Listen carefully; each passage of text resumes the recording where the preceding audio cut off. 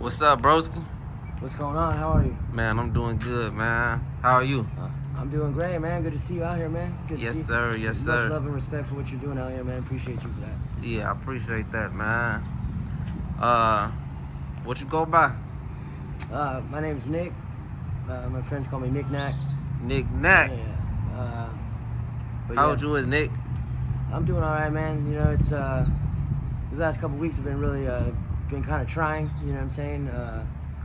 You know, it seems like every few weeks, certain groups of people on the streets they come to terms with their beefs, and they all happen at once. Right. And so it could be a really trying time because you constantly got people that are beefing and anything goes really. You know what I'm saying? We just had a close friend of ours named Prince. He was shot 3 times, and he made it through, and he came back yesterday. So it was good to see him. You know what I'm saying, that he's alive and doing well. But that's what can happen out here, man. This is the Wild West. Arizona's crazy. Yeah. You know what I mean? You're gonna see stuff out here you ain't gonna see nowhere else in this country. I guarantee it. Yeah. From every extreme, from one end of the spectrum all the way to the other. So. Yes, sir. Just yes, when sir. I think I've seen everything, I see another. I didn't see something else I ain't never seen before. Hey, I left Chicago for that. Don't tell me I ain't ran to the same problem. Thinking it's sweet. I wouldn't say that the same problem. I'd just say it's more entertaining. You know? Yeah. So out there, out here you got to deal with homeless people. Out there you got to deal with gangs and all that other stuff. So yeah, I'd rather deal with because I am homeless, but I'd rather deal with that any day than have to worry about whether you can walk down the street at night and not get shot to death. Yeah. So. Yeah, no, most definitely, man. Arizona looks like a beautiful place, but like you say, I be hearing the helicopters, I be seeing stuff, so like, nowhere's safe, bro. Right, and there's, without getting too further, there's a lot of dark things that go on here behind the scenes, you know what I'm saying, in certain corners, in certain circles and groups of, powerful people that we know what happens, you know what I'm saying, but other than that, on the surface level, yeah, Arizona's beautiful. You're never going to see the sunrise, the sunsets here, you ain't going to get that nowhere else. Yeah. You know what I'm saying, but at the same time, the stuff that be going on here is insane, you know what I'm saying, and the less you know, the better, really. You know what I'm saying? Most definitely. You know what I mean? So Arizona is beautiful, but they want it to stay beautiful. That's why they treat them cactuses like a human being. You get the same much time as messing with a cactus is. I call it beautiful disaster is what it is. Yeah. So let's talk about some of your upbringing. Okay.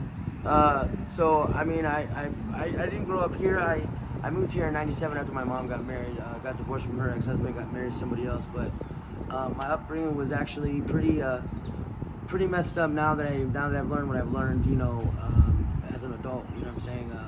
I learned. I've been on Ritalin since I was 5 years old. You know what I mean? So those of us who know, you don't put a 5-year-old on Ritalin. You know what I'm saying? Like it's you're drugging your child. You know what I'm saying? And so I come to find out, that a lot of the things I went through as a child weren't even because of my fault personally. A lot of it had to do with my mom making up stories so she didn't have to take care of me.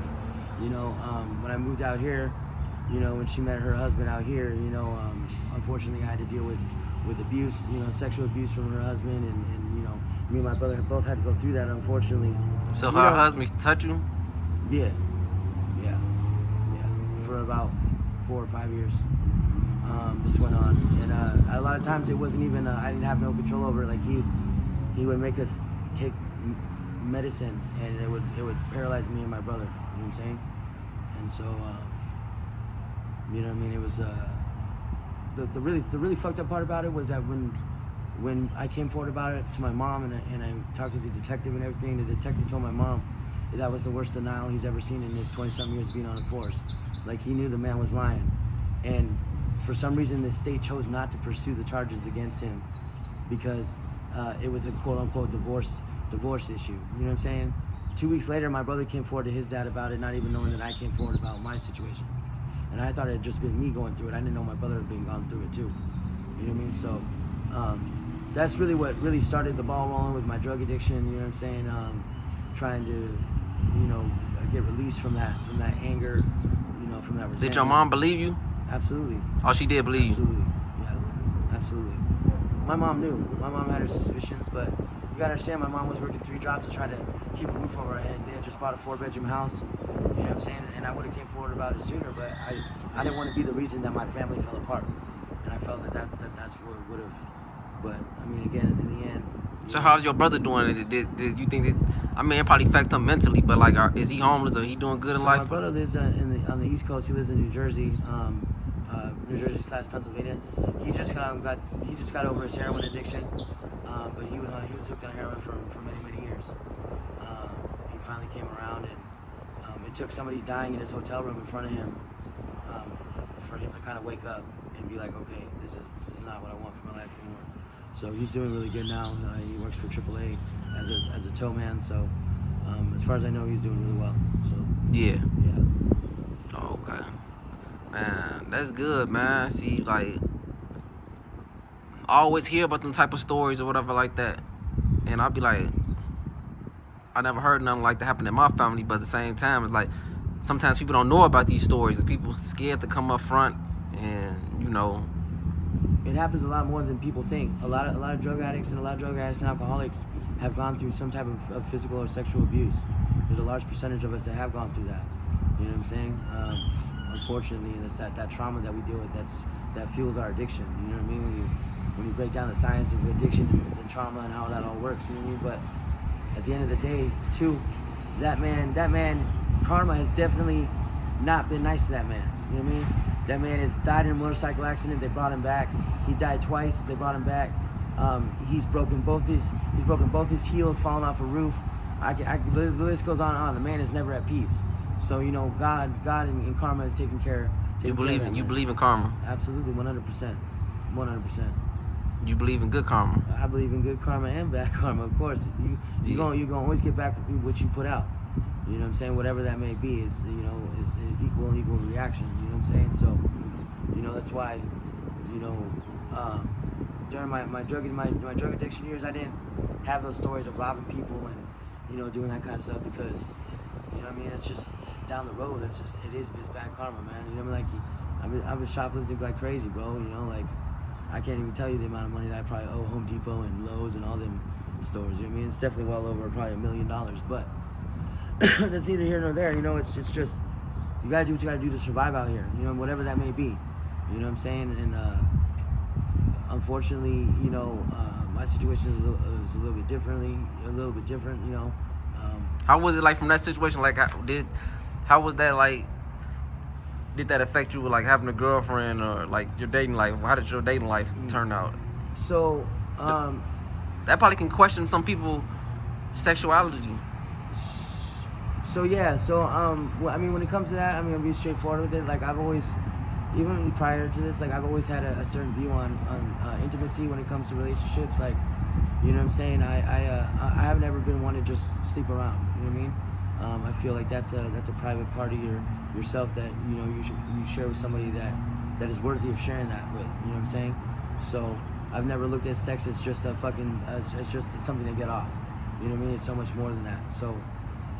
As far as affecting my sexual life, it never had an effect on me. Like, I knew that I was a child, and I didn't know, you know what I'm saying? I didn't know what was going on, you know what I'm saying? Come to find out, he came out later that he was gay and all kinds of crazy shit. Started dating an 18-year-old fucking kid in the Navy, like after my mom and him got divorced. So it was really fucked up, bro. You know what I mean? It's almost like a slap in the face almost, you know what I'm saying? So, you know what I mean? I feel for anybody that's ever gone through that type of abuse. If you never reported it, please say something. If it's happening to you, say something. You mean say something, because not only are you gonna save yourself, but you're gonna save that next person, that next victim. You know what I'm saying? And you never know, who else that person may be doing that to. So, you know what I mean? If it's happening to you, say something, please. Yes, sir. So how long you been out here on these streets? So I've been out on the streets now for a year now. I spent time on the streets back when I was 16 when my mom and Chuck got divorced. His name was Chuck. When my mom and him got divorced, I spent about a year on the streets out in Surprise. But this is the first time I've actually been homeless without like a bando to go to or a vacant house to live in or just strictly on the streets. You know what I'm saying? And man, this summer was brutal. You know what I mean? I can't explain to you how hot it was this summer. You know what I mean? But I've been on the streets for a year now, man, and the things that I've witnessed, the things I've seen, you wouldn't even believe me if I told you. everybody goes living their day, their everyday lives, driving by us, or people holding a sign, or everybody has their own story to tell. Everybody has their own traumas, but a lot of people that I've met in the homeless community are some of the most giving people in the world. You know what I'm saying? They'll be the first to give the shirt off their back or to help you out. You know what I'm saying? So, you know what I mean? And a lot of us have kids, and a lot of us have families that love us too. You know what I'm saying? So, we're not any different. Like, we're not any less than. You know what I mean? Because I guarantee you, if an EMP were to hit tomorrow, and the whole world were to go to shit, we're gonna be the ones that survive because we already been on the streets surviving. You know what I'm saying? Yeah. So, you know what I mean? But at the end of the day, we're some of the most resilient people out there. So I mean, I've been on the streets for a year now, and I'm tired. You tired? I'm tired. I'm at the most peace that I've ever been at in my life on the streets because there's no stresses. You know what I'm saying? But at the same time, there comes a point in time where you just got to stand up an adult, time to adult, and you know what I'm saying, do what you got to do as a human being and contribute to your community. You know what I'm saying? Yeah, for sure.